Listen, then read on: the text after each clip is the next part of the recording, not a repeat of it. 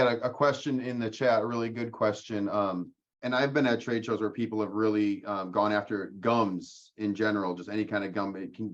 When you guys want to speak to and that's actually why I went to the site, was because they've got some great videos on that, the process of partially hydrolyzing this process with water that makes it much more tolerable. But the question as it was worded is, most people try to avoid gums. Why is this different? Well, in nature, where would you come across something such as a gum or a fiber of this origin, right? So the way I always look at this kind of thing through a lens of what did the human body expect to experience in its travels through eating various foods. A lot of agents of food manufacturing have found their way into products that have a degree of convenience, right? So if you're trying to make a protein bar, for example, and you're putting in a big thing of inulin, inulin can check off the boxes of a fiber source, but it can also add structure and binding processes to forming a protein bar so it doesn't fall apart. Gums can be the same thing. They're a way to keep a product stable because there's a structural integrity to gums that allow for them to be, holding on, if you will. Like think of chewing gum stuck at the bottom of your shoe.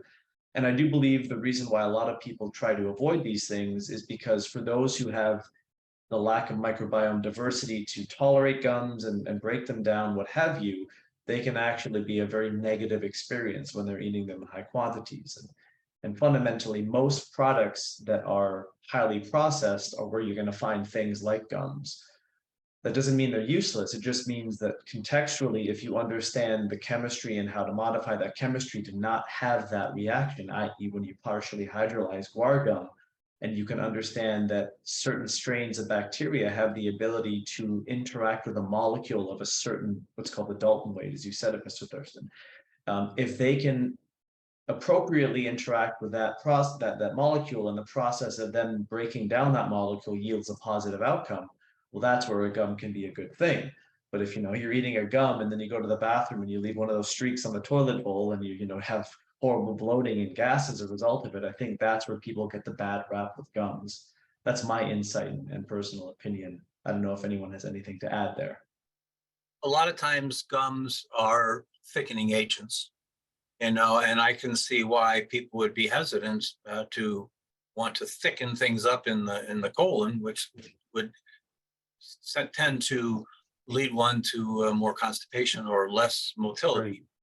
But when you take this giant molecule and you start to break it down into smaller and smaller pieces, it no longer has the same.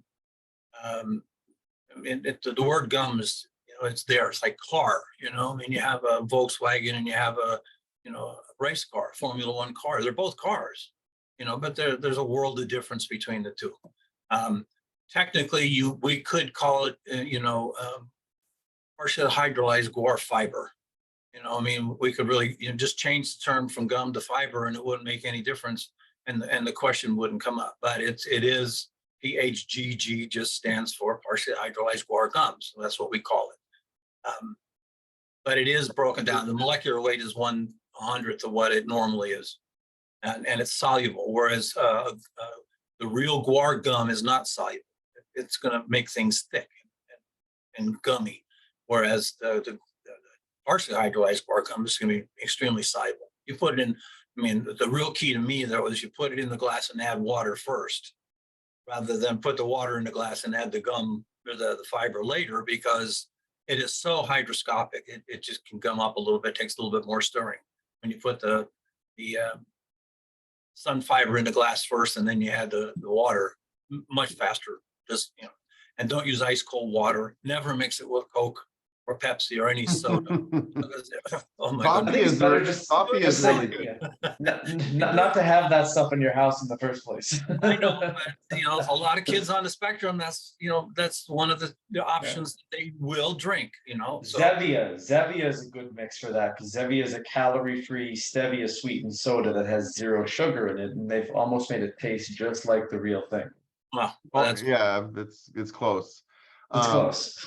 I posted a link just in the chat room from the SunFiber website. It's not our website, but they just have a great 7-minute video that gets right into how it's made, and it's the guar gum, plant, but it's really the bean and then this, gentle manufacturing process that they go through. So it's worth a quick watch. And I mean, for any practitioner listening, it's very easy to take and can be just an easy win for gut health. And the one thing that came to mind for me with the True Fiber was just, sometimes people are taking multiple products in a protocol. It's not just one.